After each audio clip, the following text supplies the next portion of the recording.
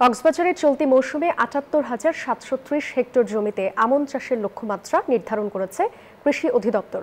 এ বিষয়ে বিস্তারিত জানাতে আমাদের সঙ্গে যুক্ত হচ্ছেন সহকর্মী ইরফান উল হাসান। ইরফান, আমন আবাদের লক্ষ্যমাত্রা কি পূরণ হয়েছে?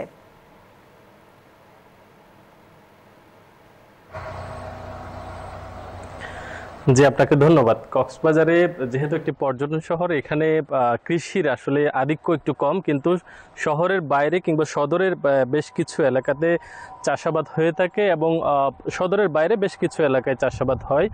তবে এবারে আমনের যে লক্ষ্যমাত্রা সেটি আসলে পূরণ হওয়ার প্রত্যাশা করছেন কক্সবাজারের কৃষি অধিদপ্তর, যেহেতু ৭৮,০০০-এর অধিক মোটামুটি চাষাবাদের লক্ষ্যমাত্রা নির্ধারণ করা হয়েছে। এখন পর্যন্ত আসলে আপনি দেখতে পাচ্ছেন যে সবুজ মাঠ ইতিমধ্যে ভরে গেছে। এখন পর্যন্ত ধানের বীজ রোপণ করা হয়েছে মাত্র, এখনও লক্ষ্যমাত্রা পূরণ হওয়ার সে মুহূর্ত আসেনি। হয়তোবা কিছুদিনের মধ্যেই ধান যখন তোলা শুরু হবে তখনই হয়তোবা এটি লক্ষ্যমাত্রা সম্পর্কে আমরা জানতে পারবো। তবে কক্সবাজারে যে পরিমাণ চাষাবাদ হয় তার চেয়ে বেশি পরিমাণ আসলে চাহিদা রয়েছে, যেহেতু এখানে স্থানীয় মানুষের পাশাপাশি রোহিঙ্গাদের একটি বিশাল অংশ কক্সবাজার অবস্থান করছেন। প্রায় ১৫ লক্ষ রোহিঙ্গা এখানে রয়েছে, সেহেতু কক্সবাজারের পাশাপাশি দেশের বিভিন্ন জায়গা থেকে আসলে ধান এসেই কিন্তু এখানকার মানুষের চাহিদা পূরণ করছে। তবে এবছরে যে আমন ধানের যে চাষ, এখানে তেমন বেশি ধরনের যে প্রভাব কিংবা রোগ থাকা সেই ধরনের কোনো খবর এখন পর্যন্ত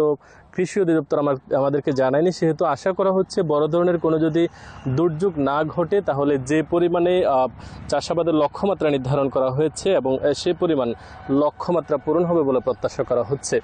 এবং কক্সবাজারের পাশাপাশি বিশেষ করে কুতুবদিয়া, মহেশখালী সহ বেশ কয়েকটি এলাকায় কিন্তু ইতিমধ্যে চাষাবাদের যে লক্ষ্যমাত্রা সেটি সম্পন্ন হয়েছে এবং কক্সবাজার শহরের যে চাষাবাদের লক্ষ্যমাত্রা সেটিও ইতিমধ্যে প্রায় সম্পন্ন হয়েছে। সব মিলিয়ে বলা যায় যে কক্সবাজারের যে চাষাবাদের আমন ধানের যে চাষাবাদ সেটি সঠিকভাবেই চলছে। এখন পর্যন্ত কোনো ধরনের অপ্রীতিকর ঘটনা কিংবা অঘটনের খবর এখন পর্যন্ত আমরা পাইনি। এ ছিল কক্সবাজার থেকে আমন ধানের সবশেষ খবরাখবর।